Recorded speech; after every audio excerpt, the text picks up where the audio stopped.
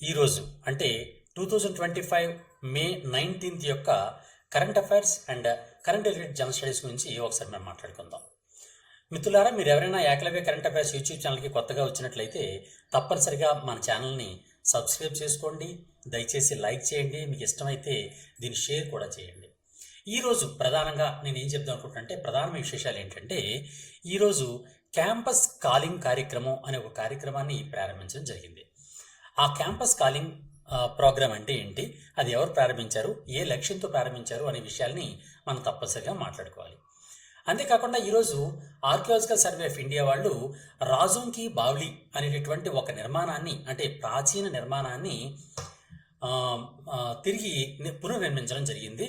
అంతేకాకుండా దీని మీద పూర్తిగా వార్తల్లోకి న్యూస్ రావడం జరిగింది. అందువలన ఈ రాజోం కి బావ్లీ అంటే ఏంటి, దీన్ని ఎవరు నిర్మాణం చేశారు, ఆ రాజవంశం ఏంటి, దానికి సంబంధించినటువంటి విశేషాల గురించి మనం తప్పనిసరిగా ఈరోజు మనం డిస్కస్ చేయాలి. ఎందుకంటే భవిష్యత్ ఎగ్జామినేషన్స్లో ఇది వార్తల్లో వచ్చింది కాబట్టి తప్పనిసరిగా క్వశ్చన్ వచ్చే అవకాశం ఉంది. ఈ మధ్య మనం ప్రపంచ హైపర్ టెన్షన్ దినోత్సవాన్ని నిర్వహించుకున్నాం. ఈ మధ్యకాలంలో ప్రపంచంలోనే అత్యంత వేగంగా విజృంభిస్తున్నటువంటి సమస్యలు, మెటబాలిక్ యాక్టివిటీస్లో వచ్చేటువంటి సమస్యల్లో ప్రధానమైనటువంటి సమస్య హైపర్ టెన్షన్. అందువలన దీని మీద తప్పనిసరిగా క్వశ్చన్ ఇచ్చే అవకాశం ఉంది. అందువల్ల దీని గురించి కూడా మనం తప్పనిసరిగా మాట్లాడుకోవాలి. ఇప్పుడు ఈ విధంగా ఒక్కొక్క దాని గురించి ఇప్పుడు మనం క్లియర్గా మనం మాట్లాడుకుందాం. ఫస్ట్ మనం ఏం మాట్లాడుకుందాం అంటే, ఫస్ట్ ఇష్యూ అయినటువంటి క్యాంపస్ కాలింగ్ కార్యక్రమం. క్యాంపస్ కాలింగ్ కార్యక్రమం, ఈ క్యాంపస్ కాలింగ్ కార్యక్రమంలో ప్రధానంగా మనకి ఏంటి లక్ష్యం అంటే, ఈ కార్యక్రమం యొక్క ప్రధాన ఉద్దేశం ఏంటి అంటే, దేశవ్యాప్తంగా ఉన్నటువంటి వేరు విద్యా సంస్థలు, అంటే కళాశాలలు కావచ్చు, లేకపోతే యూనివర్సిటీస్ కావచ్చు, ఈ కళాశాలలు మరియు యూనివర్సిటీస్లో ఉన్నటువంటి బాలికలు ఎవరైతే ఉంటారో ఆ బాలికలకు అండ్ బాలురికి మధ్య సత్సంబంధాలు పెంపొందించడం ద్వారా కొన్ని సమస్యలను అరికట్టాలి. ఎలాంటి సమస్యలు అంటే, లింగ సమానత్వాన్ని సాధించాలి, అలాగే విద్యార్థి భద్రతని పెంపొందించాలి అనే లక్ష్యంతో నేషనల్ కమిషన్ ఫర్ ఉమెన్ అనే సంస్థ ఈరోజు ఈ కార్యక్రమం, క్యాంపస్ కాలింగ్ కార్యక్రమాన్ని ప్రారంభించడం జరిగింది.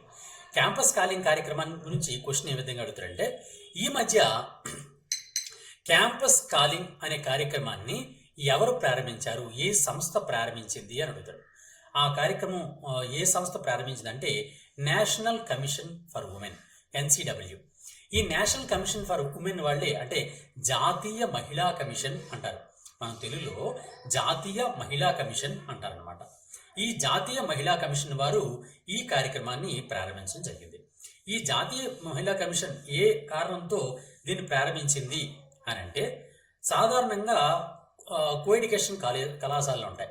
ఈ కోఎడ్యుకేషన్ కళాశాలల్లో సాధారణంగా అమ్మాయిలకు అబ్బాయిలకి మధ్య ఉన్నటువంటి సత్సంబంధాలని పెంపొందించాలి అనే ఉద్దేశంతో ఈ నేషనల్ కమిషన్ ఫర్ ఉమెన్ అనేటువంటి సంస్థ, అంటే జాతీయ మహిళా కమిషన్ అనే సంస్థ, ఈ క్యాంపస్ కాలింగ్ కార్యక్రమాన్ని ప్రారంభించడం జరిగిందనమాట. ఇది క్యాంపస్ కాలింగ్ గురించి. దీని యొక్క లక్ష్యం మనం ఆల్రెడీ చెప్పుకున్నాం కదండి. దీని లక్ష్యం, ఈ కార్యక్రమం యొక్క ప్రధాన లక్ష్యం ఏంటి అంటే, లింగ సమానత్వం తీసుకురావడము. లింగ సమానత్వం తీసుకురావడం, అలాగే విద్యార్థి భద్రత కూడా పరిరక్షించడం అనే రెండు లక్ష్యాలతో ఈ కార్యక్రమాన్ని ప్రారంభించడం జరుగుతుంది. ఎక్కడెక్కడ ప్రారంభిస్తున్నారంటే, యూనివర్సిటీస్ దేశవ్యాప్తంగా ఉన్నటువంటి యూనివర్సిటీస్లో చేస్తున్నారు. అంతేకాకుండా యూనివర్సిటీకి అనుబంధంగా ఉన్నటువంటి కళాశాలలు, అంటే ఎఫిలియేటెడ్ కాలేజెస్ అంటారు, ఈ ఎఫిలియేటెడ్ కాలేజెస్లో కూడా ఈ కార్యక్రమాన్ని నిర్వహించాలని నిర్ణయించుకోవడం జరిగింది. దీనిలో ఏం కార్యక్రమాలు చేస్తారు అంటే, ఇటువంటి సెక్షువల్ హెరాస్మెంట్, అంటే లైంగిక పరమైనటువంటి దోపిడీకి ఎవరు గురి కాకుండా చేయడం, అంతేకాకుండా సైబర్ క్రైమ్స్, ఈ మధ్యకాలంలో సైబర్ క్రైమ్స్ చాలా ఎక్కువైపోతున్నాయి. ఈ సైబర్ క్రైమ్స్ నుంచి విద్యార్థుల్ని కూడా సంరక్షించడం, విద్యార్థులకి ఈ సైబర్ క్రైమ్ గురించి అవగాహన కలిగించడం అనేటటువంటి ప్రధానమైనటువంటి కార్యక్రమాల్ని ఈ క్యాంపస్ కాలింగ్ కార్యక్రమంలో భాగంగా నిర్వహించడం జరుగుతుందన్నమాట.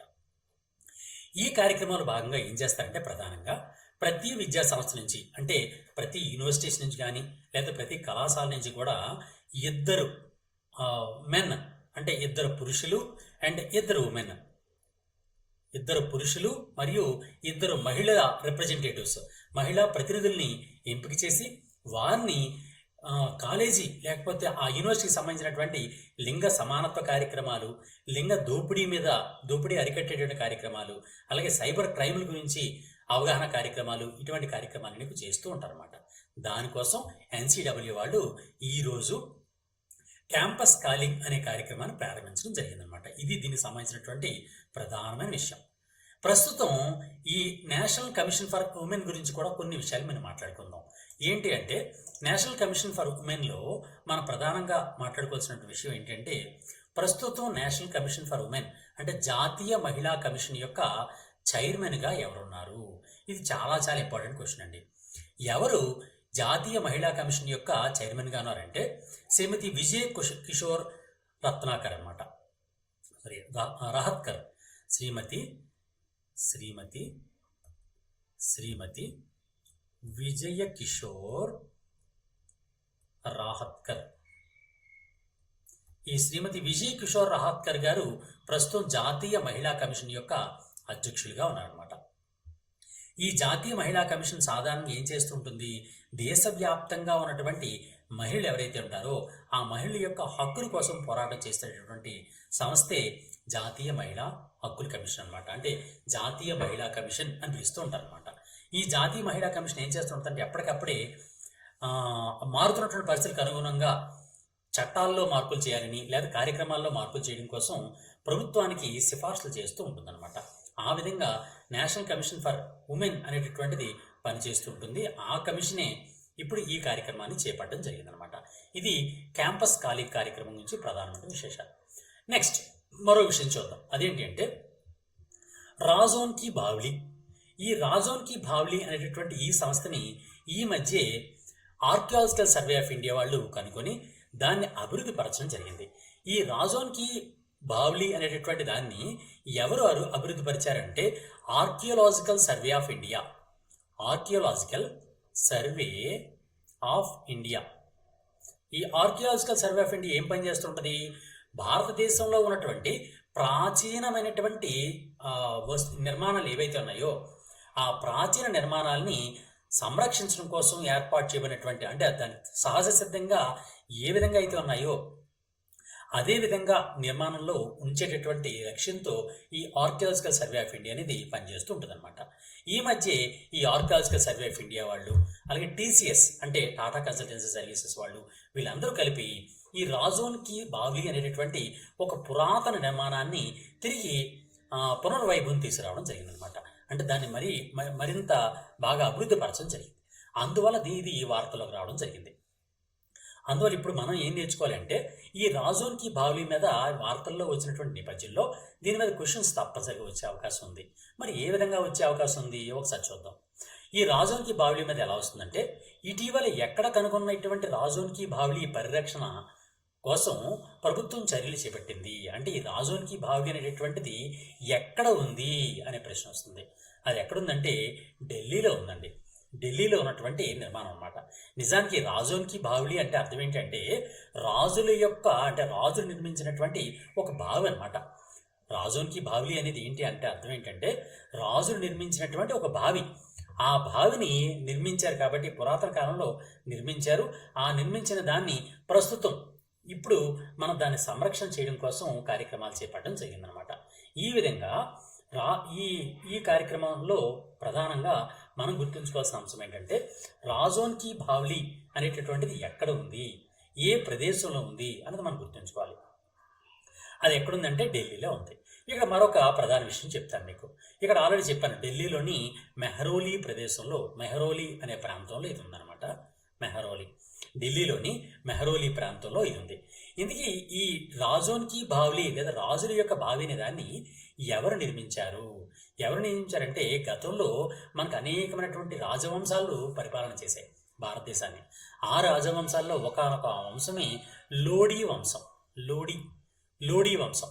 ఆ లోడీ వంశం వాళ్ళే నిర్మించారని ప్రస్తుతం భావిస్తున్నారు అనమాట. లోడీ వంశం వాళ్ళు సుమారు 16వ శతాబ్దంలో లోడీ వంశం వాళ్ళ చేత లోడీ వంశానికి చెందినటువంటి రాజుల చేత ఈ రాజోన్ కి బావ్లీ అనేటటువంటి ఈ నిర్మాణం నిర్మాణం చేయబడింది అని చాలామంది భావన. కొంతమంది ఏంటంటే దారా షికో గారు, దారా షికో తెలుసు కదండి, మొఘల్ రాజవంశాల్లో చాలా ప్రధానమైనటువంటి వ్యక్తి, ఔరంగజేబు యొక్క సోదరుడు అనమాట.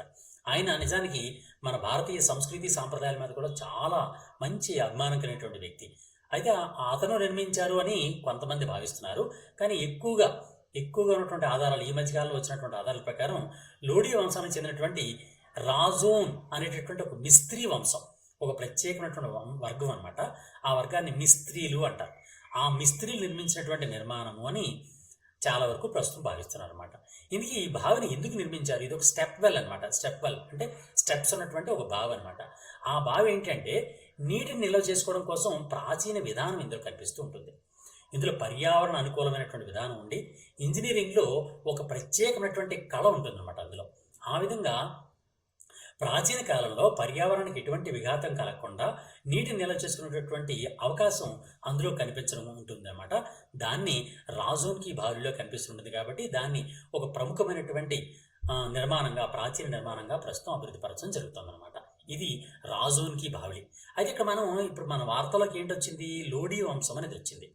ఇందుకే లోడీ వంశం గురించి మనం మాట్లాడుకున్నాం కాబట్టి అసలు ఈ వంశం అనేది ఎప్పుడు ఉంది? అసలు మన భారతదేశంలో ఏన్షియంట్ ఇండియా తర్వాత సాధారణంగా హిస్టరీ ఉంది కదండి, భారతదేశ చరిత్ర అనేది 3 భాగాలుగా ఉంటుంది. ఒకటి ఏన్షియంట్ ఇండియా అంటే ప్రాచీన భారతదేశం, రెండోది మధ్యయుగ భారతదేశం, మూడోది ఆధునిక భారతదేశం అని 3 రకాలుగా ఉంటుంది. మనందరికీ తెలిసిందే. ప్రాచీన భారతదేశం అనేది సాధారణంగా చూడండి రాతి యుగాల నుంచి ప్రారంభమవుతుంది. అంటే సింధు నాగరికత కాలం నుంచి ప్రధానంగా ప్రారంభమవుతుంటుంది. సింధు నాగరికత కాలం నుంచి హర్షవర్ధనుడి వరకు, హర్షుడు అంటాం కదండి, ఈ హర్షవర్ధనుని వరకు ఉన్నటువంటి కాలాన్ని ప్రాచీన భారతదేశ కాలము అంటాం. హర్షవర్ధనుని తర్వాత ముస్లింల పరిపాలన ప్రారంభమైంది. ఆ కాలాన్ని మధ్యయుగ కాలము అంటారు. ఆ ముస్లిం ప్రారంభమైనటువంటి దగ్గర నుంచి 1857 తిరుగుబాటు వరకు కూడా, 1857 శివాల తిరుగుబాటు వరకు ఉన్నటువంటి దాన్ని మధ్యయుగ భారతదేశ చరిత్రగా పేర్కొంటూ ఉంటారు. ఆధునిక భారతదేశ చరిత్రని 1857 తిరుగుబాటు నుంచి 1947 వరకు ఉన్నటువంటి కాలాన్ని ఆధునిక భారతదేశంగా మనం సాధారణంగా చదువుతూ ఉంటాం అనమాట. ఇది సాధారణంగా భారతదేశం యొక్క చరిత్రలో మనకు తెలుస్తూ ఉంటుంది. అయితే హర్షుడు వరకు మనకు తెలుస్తుంది. 1857 తర్వాత బ్రిటిష్ వారు ఉన్నారని విషయం తెలుస్తుంది. మధ్యయుగ భారతదేశంలో ఉన్నటువంటి కొన్ని ప్రధానమైనటువంటి రాజవంశాల గురించి కొన్ని విషయాలు మీకు చెప్తాను, ఎందుకంటే ఇవి కొన్ని ఇంపార్టెంట్ విశేషాలు అనమాట. హర్షుడి తర్వాత ప్రధానంగా ప్రతీహారులు అనేటటువంటి కొంతమంది రాజవంశం వచ్చిందనమాట. వారిని ఏమంటారంటే గుర్జర ప్రతీహారులు అంటారు. గుర్జర ప్రతీహారులు అనేటటువంటి రాజవంశం 8 నుంచి 11వ శతాబ్దం వరకు ఢిల్లీని పరిపాలించింది. ఈ గుర్జర ప్రతీహారుల యొక్క రాజధాని ఏంటి అంటే కనౌజ్ రాజధానిగా వీరి గుర్జర ప్రతిహారులు అనేటటువంటి వాళ్ళు హర్షవర్ధనుని తర్వాత ఉత్తర భారతదేశంలో ప్రధానమైనటువంటి ఒక వర్గంగా పరిపాలన చేయడం జరిగింది. వారి తర్వాత గజనీ మహమ్మద్ దండయాత్రలు జరిగాయి. గజనీ మహమ్మద్ గారు దండయాత్రలు జరిగాయి. ఇంచుమించుగా 1000 అనమాట. 1000 సిఈ అంటే క్రీస్తు సాధారణంగా అంటే కామన్ ఇరా అంటాం కదండి. కామన్ ఇరాలో 1000వ సంవత్సరంలో గజనీ మహమ్మద్ దండయాత్రలు జరిగాయి. అయితే ఢిల్లీ మీద ప్రత్యక్ష పాలన జరగలేదు, కానీ దండయాత్రలు మాత్రం గజనీ మహమ్మద్ జరిపాడు అనమాట. వీరి తర్వాత వచ్చినటువంటి వంశాన్ని ఏమంటారంటే ఘోరీ వంశము అంటారు. ఘోరీ మహమ్మద్. ఆ ఘోరీ మహమ్మద్ అనేటటువంటి వ్యక్తి మన ఢిల్లీ మీద పరిపాలన చేయడం కోసం వచ్చాడు. ఈ ఘోరీ మహమ్మద్ యొక్క వంశం ఏంటంటే ఘోరిద్ వంశము అంటారు. ఘోరిద్ వంశం. ఈ ఘోరిద్ వంశం అనేది 1192 సిఈ. ఈ 1192 సిఈలో జరిగినటువంటి తరైన్ యుద్ధాలు మీకు తెలుసు. 2వ తరైన్ యుద్ధం, పృథ్వీరాజ్ చౌహాన్ గారు ఓడిపోయిన తర్వాత వచ్చినటువంటి వంశమే ఘోరీ మహమ్మద్ యొక్క ఘోరీ వంశం అనమాట. అది 2వ తరైన్ యుద్ధం అనేది 1192లో జరిగింది. పృథ్వీరాజ్ చౌహాన్ ఓడించి ఢిల్లీ మీద తన జనరల్ సైనికుడైనటువంటి కుతుబుద్దీన్ ఐబక్ నియమించాడు ఘోరీ మహమ్మద్ అనమాట. ఆ విధంగా ఢిల్లీలో బానీ వంశం, మన ఢిల్లీ సుల్తానేట్ అనేది ప్రారంభం జరిగిందనమాట. ఆ తర్వాత నుంచి ప్రారంభమైన దాన్నే ఢిల్లీ సుల్తానేట్ అంటారనమాట. అంటే సుల్తాన్ల వంశం ప్రారంభమైంది. ఇంచుమించుకి ఎప్పటి నుంచి అంటే 1206 నుంచి కూడా ఈ సుల్తాన్ల వంశం ప్రారంభం జరిగింది. ఢిల్లీ సుల్తాన్లో ముఖ్యంగా 5 రాజవంశాలు ఉంటాయండి. ప్రధానంగా ఢిల్లీ సుల్తాన్ సాధారణంగా మనం ఢిల్లీ సుల్తాన్ అంటాం. కానీ ఢిల్లీ సుల్తాన్లో కూడా 5 రాజవంశాలు ఉంటాయి. అందులో మొట్టమొదటిది ఏంటంటే మెమలుక్ వంశం.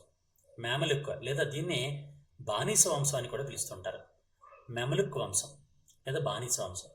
దీన్ని కుతుబుద్దీన్ ఐబక్ ప్రారంభించడం జరిగింది. దీనిలో ప్రధానంగా మనందరికీ తెలుసు రజియా బేగం గారు, రజియా సుల్తానా అంటాం.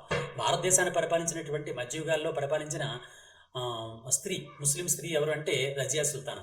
అలాగే ఈవిడ తండ్రి అయినటువంటి ఇల్తుత్మిష్ కూడా చాలా ప్రధానమైనటువంటి వ్యక్తి. వీరు మామ్లుక్ వంశానికి చెందినటువంటి రాజవంశం. తర్వాత రెండోది ఏంటంటే ఖిల్జీ రాజవంశం. ఖిల్జీ వంశం అనమాట. ఈ ఖిల్జీ వంశాన్ని జలాలుద్దీన్ ఖిల్జీ ప్రారంభించాడు. జలాలుద్దీన్ ఖిల్జీ. దీనిలో ప్రధానమైన ఎవరంటే అల్లావుద్దీన్ ఖిల్జీ. మనకు చాలా బాగా తెలుసు అల్లావుద్దీన్ ఖిల్జీ గురించి. ఖిల్జీ రాజవంశం మన కరెంట్ అఫైర్స్లో భాగంగా ప్రధానమైనటువంటి రాజవంశాల గురించి మాత్రమే చెప్తారు అనమాట. దాని తర్వాత వచ్చింది ఏంటంటే తుగ్లక్ వంశం. ఇక్కడ మనం ఎందుకు ఇదంతా చెప్తున్నానంటే మనకు లోడీ వంశం గురించి ఇప్పుడు మనం మాట్లాడుకున్నాం.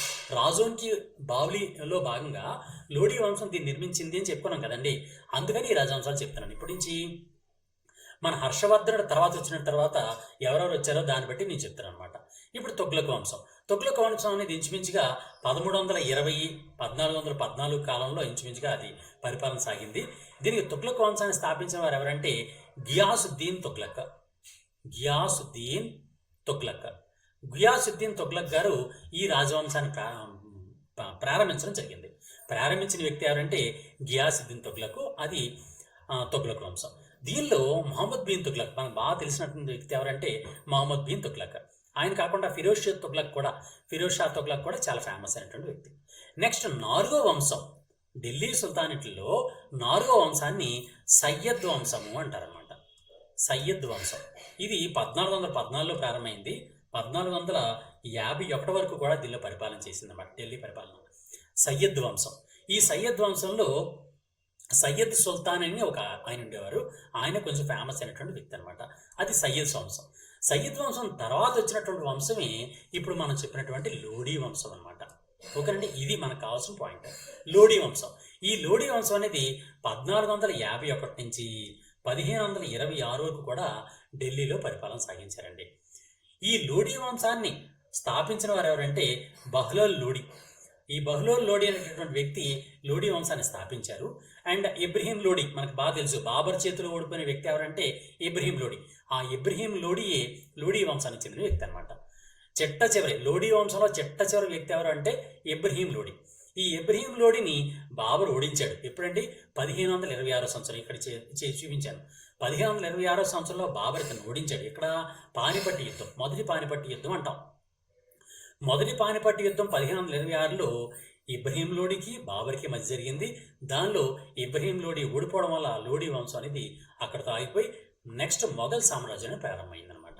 ఈ విధంగా ఢిల్లీ సుల్తానేట్లో ప్రధానంగా 5 రాజవంశాలు ఉంటాయి. ఈ 5 రాజవంశాల్లోని 5వ రాజవంశమైన లోడీ వంశము. ఈ లోడీ వంశం వాళ్ళే ఈ రాజోన్కి బావ్లీ అనేటటువంటి దాన్ని నిర్మించడం జరిగిందనమాట. ఓకేనండి, ఇది ప్రధానమైన విషయం. ఇప్పుడు మనం మొఘల్ సామ్రాజ్యం గురించి మనకు తెలుసు. మొఘల్ సామ్రాజ్యం దాని తర్వాత వచ్చినటువంటి దాన్ని మొఘల్ సామ్రాజ్యం అంటాం. దాన్ని స్థాపించిన వారు బాబర్ గారు.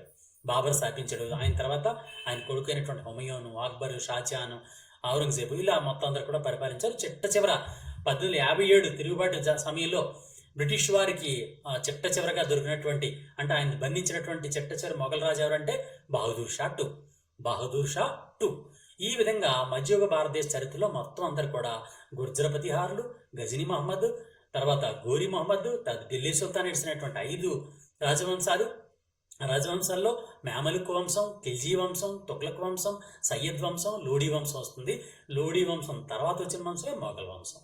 ఆ మొఘల్ సామ్రాజ్యం అయిపోయిన తర్వాత బ్రిటిష్ వాళ్ళు డైరెక్ట్గా వచ్చారు. ఇది బ్రీఫ్గా మన భారతదేశం యొక్క మధ్యయుగ భారతదేశ చరిత్ర అండ్ ఆధునిక భారతదేశ చరిత్రలో ఉన్నటువంటి ప్రధానమైన భాగాలు అనమాట. ఓకేనండి, ఇది మనం గుర్తుంచుకోవాల్సిన ప్రధాన విషయాలు. ఈ వంశం వరుస క్రమం కూడా తప్పనిసరి గుర్తుంచుకోవాలండి. ఒకసారి క్వశ్చన్ ఎలా ఏంటంటే ఈ వంశాలని వరుస క్రమాన్ని చూపించమని చెప్పాడు. తప్పులు ఉన్నటువంటి దాన్ని గుర్తించండి అన్నాడు. ఢిల్లీని పరిపాలించినటువంటి రాజవంశాల్లో తప్పుగా సూచించిన దాన్ని గుర్తించుము అన్నాడు అనమాట. అందువల్ల మనం గుర్తుంచుకోవాల్సింది ఎలా అంటే గుర్జర ప్రతిహారులు ఫస్ట్, తర్వాత ఘోరిట్స్, తర్వాత ఢిల్లీ సుల్తానేట్స్. ఢిల్లీ సుల్తానేట్స్లో మామలుక్ వంశం, ఖిల్జీ వంశం, తుగ్లక్ వంశం, సయ్యద్ వంశం, లోడీ వంశం, ఈ విధంగా వంశాలు స్థాపించబడడం జరిగిందనమాట.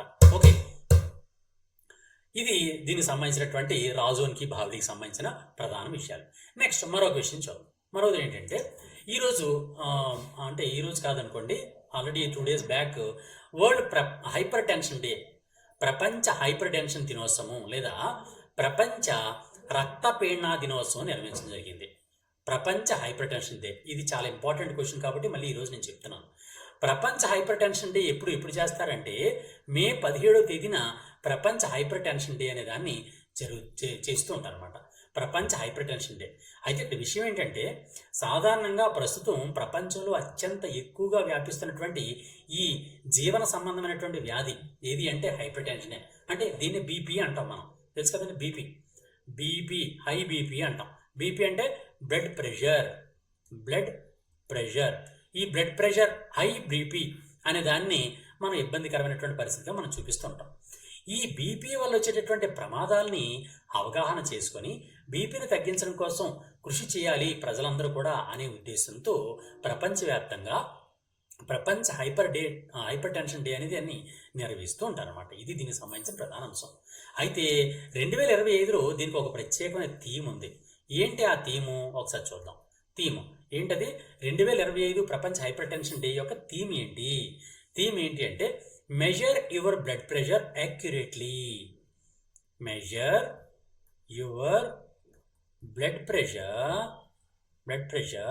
యాక్యురేట్లీ అంటే పర్ఫెక్ట్లీ అని అన్నమాట. Accurately control it live longer. ఇది 2025 ప్రపంచ హైపర్ టెన్షన్ డే యొక్క థీమ్ అనమాట. Measure your blood pressure accurately, control it, live longer అనేది 2025 ప్రపంచ హైపర్ టెన్షన్ డే యొక్క థీమ్గా మనం చెప్పుకోవచ్చు అనమాట. అయితే ఇక్కడ మనం గుర్తుంచుకోవాల్సిన మరొక ప్రధాన అంశం ఏంటంటే ఈ హైపర్ టెన్షన్ ఏమని పిలుస్తారంటే సైలెంట్ కిల్లర్ అంటారు. సైలెంట్ కిల్లర్ లేదా నిశ్శబ్ద హంతకుడు అంటారు. ఎందుకంటే ఎటువంటి లక్షణాలు లేకుండా తీవ్రమైనటువంటి సమస్యల్ని రేకెత్తించడం కోసం ఈ హైపర్ టెన్షన్ అనేది చేస్తూ ఉంటుందన్నమాట. ఇంచుమించుగా ప్రపంచవ్యాప్తంగా ప్రస్తుతం అయితే 1.13 బిలియన్స్ 1.13 బిలియన్ల మందికి ఈ హైపర్ టెన్షన్ ప్రాబ్లం ఉందని ఐక్యరాజ్య సమితి అంచనా వేస్తోంది. 1.13 బిలియన్ల మందికి, ఇంచుమించుగా 1 బిలియన్ మందికి హైపర్ టెన్షన్ ఉందని ప్రస్తుతం అంచనా వేస్తుంది అనమాట. ఇక్కడ మనం గుర్తుంచుకోవాల్సినటువంటి ప్రధాన అంశాలు ఏంటంటే హైపర్ టెన్షన్ గురించి కొన్ని విషయాలు చెప్తాను. సాధారణంగా ఒక ఆరోగ్యవంతమైనటువంటి వ్యక్తికి సాధారణంగా ఉండాల్సినటువంటి బీపీ ఎంత అని అంటే సాధారణ స్థాయి 120/80. ఈ 120/80ని ఏమని పిలుస్తారంటే systolic pressure by diastolic pressure అంటారు. Systolic pressure by diastolic pressure అంటారు. డయాస్టోలిక్, సాధారణంగా సిస్టోల్ అండ్ డయాస్టోల్ అనే పదాలు ఉంటాయి.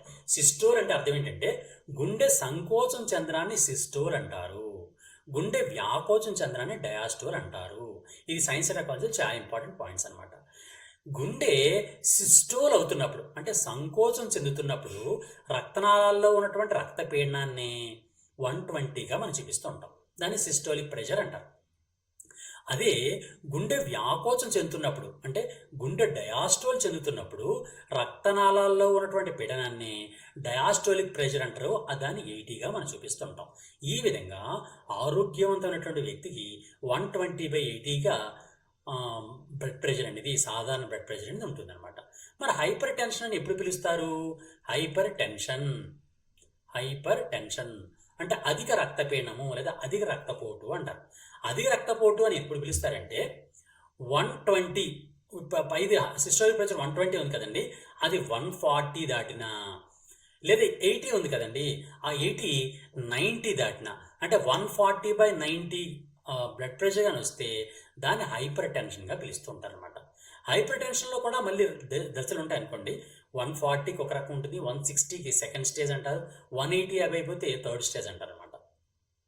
ఆ విధంగా హైపర్ టెన్షన్ అనేది సాధారణంగా 140/90 కన్నా రక్తపీడనం ఎక్కువైపోతే వచ్చేదాన్ని హైపర్ టెన్షన్, దాన్నే హైపర్ టెన్షన్ అని పిలుస్తారు. అంటే అధిక రక్తపీడనము అంటారు. ఇందుకే దీనికి ప్రధాన కారణం ఏంటి అంటే మన జీవన శైలిలో మార్పులు. మనం సాధారణ చూడండి ఎక్సర్సైజ్ చేయకపోవడం, ఆహారం తీసుకునేటప్పుడు ఎక్కువగా ఉప్పు తీసుకోవడం, లేకపోతే ఫ్యాటీ ఫుడ్స్ ఎక్కువ తీసుకోవడం, ఫ్యాట్ ఎక్కువ ఉన్నటువంటి, ఆయిల్ ఎక్కువ ఉన్నటువంటి ఫుడ్స్ ఎక్కువ తీసుకోవడం, ఇలాంటి వాటివి. అంతేకాకుండా కనీసం ఒక రోజుకి ఒక 30 మినిట్స్ అయినా సరే ఎక్సర్సైజ్ చేయకుండా ఉండడం, మెంటల్ ప్రెషర్ ఉండడం, అంతేకాకుండా స్మోకింగ్ కానీ, డ్రింకింగ్ కానీ ఇలాంటి అలవాట్లు ఉండడం, నిద్ర సరిగా లేకపోవడం, ఇలాంటి వాటి వలన హైపర్ టెన్షన్ వస్తుంది. కాబట్టి దీన్ని నివారించుకోవాలంటే ఏం చేయాలి?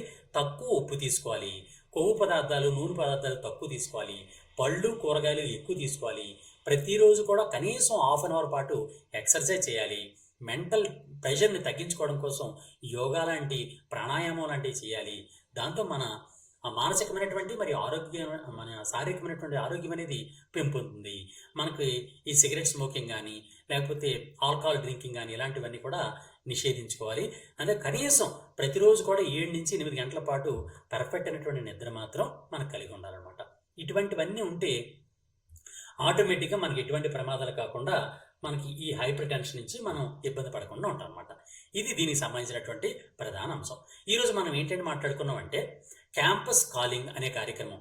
అంటే మన జాతీయ మహిళా కమిషన్ వాళ్ళు చేసినటువంటి క్యాంపస్ కాలింగ్ కార్యక్రమం నుంచి మాట్లాడుకున్నాం. ఒకటి క్యాంపస్ కాలింగ్ అనే కార్యక్రమం నుంచి మాట్లాడుకున్నాం. అలాగే రెండోది ఏంటి అంటే ఈ రాజోన్కి బోడీ అనేటటువంటి ఒక ప్రత్యేకమైన బావి గురించి మాట్లాడుకున్నాం. రాజోన్కి బావి గురించి మనం మాట్లాడుకున్నాం. అలాగే ప్రపంచ హైపర్ టెన్షన్ డే గురించి మాట్లాడుకున్నాం. ఇవన్నీ కూడా చాలా ఇంపార్టెంట్ అయినటువంటి క్వశ్చన్స్ అనమాట. ఇవి కేవలం కరెంట్ అఫైర్స్ విభాగంలోనే కాకుండా జనరల్ స్టడీస్ విభాగంలో కూడా, ఫర్ ఎగ్జాంపుల్ రాజోన్కి బౌలి గురించి మాట్లాడుకున్నాం. ఈ రాజోన్కి బావులి నిర్మాణం చేసినటువంటి లోడీ గురించి మాట్లాడుకున్నాం. లోడీ రాజవంశం అనేది ఎప్పుడు పరిపాలించింది, అసలు ఢిల్లీని పరిపాలించినటువంటి రాజవంశాలు ఏంటి అనేది హిస్టరీ పాయింట్ ఆఫ్ వ్యూలో టోటల్గా జనరల్ స్టడీస్ కంప్లీట్ చేసుకున్నాం. అలాగే హైపర్ టెన్షన్ గురించి మాట్లాడుకున్నాం. హైపర్ టెన్షన్ గురించి మాట్లాడుకుంటూ హైపర్ టెన్షన్ అంటే ఏంటి, సిస్టోల్ అంటే ఏంటి, డయాస్టోల్ అంటే ఏంటి, సిస్టోలిక్ ప్రెషర్ అంటే ఏంటి, డయాస్టోలిక్ ప్రెషర్ అంటే ఏంటి, ఇలా సైన్స్ సంబంధించినటువంటి జనరల్ స్టడీస్ కూడా మనం చదువుకున్నాం అనమాట. ఇలా ప్రతిరోజు కూడా తప్పనిసరిగా మనం ఏం చేద్దామంటే current affairs and current related general studies అంశాలను కూడా మనం ప్రతిరోజు కూడా ఎగ్జాక్ట్ 7 o'clock నేను పోస్ట్ చేయడానికి నేను ప్రయత్నం చేస్తాను. నెక్స్ట్ మీరు కూడా నాకు చిన్న హెల్ప్ చేయాలి. అదేంటి అంటే తప్పనిసరిగా మన మిత్రులకు కూడా తప్పనిసరిగా ఈ వీడియోస్ని షేర్ చేయండి, లైక్ చేయండి. నేను ఇప్పుడు ఒక క్వశ్చన్ ఇస్తాను. ఆ క్వశ్చన్ ఏంటంటే ఆరోగ్యవంతమైనటువంటి వ్యక్తికి ఉండాల్సినటువంటి సాధారణ రక్తపీడనం ఎంత? మళ్ళీ చెప్తున్నానండి, ఆరోగ్యవంతమైనటువంటి వ్యక్తికి ఉండాల్సిన రక్తపీడనము ఎంత? ఇది మన క్వశ్చన్. ఇది కామెంట్ రూపంలో దీన్ని తెలియజేయండి, నేను చూస్తాను. నెక్స్ట్ మీరు ఎవరైనా సరే ఏపీ డిఎస్సి, ఏపీ కానిస్టేబుల్, లేకపోతే AP lecturer jobs, high court jobs, లేదా కోర్టు జాబ్స్, లేదా తెలంగాణ జాబ్స్ ఏదైనా మీరు ప్రిపేర్ అవుతున్నారంటే వాటికి సంబంధించినటువంటి అన్ని అంశాలు కూడా అండ్ వీడియో కోర్సెస్ కానీ, లేకపోతే మెటీరియల్స్ కానీ, లేకపోతే టెస్ట్ సిరీస్ కానీ అన్నీ కూడా మన గాంధీవం యాప్లో లభిస్తాయి. అందువల్ల మీ అందరూ కూడా ప్లేస్టోర్ నుంచి గాంధీవం GANDEEVAM గాంధీవం అనే దాన్ని ప్లేస్టోర్ నుంచి డౌన్లోడ్ చేసుకొని దాన్ని చదువుకోండి.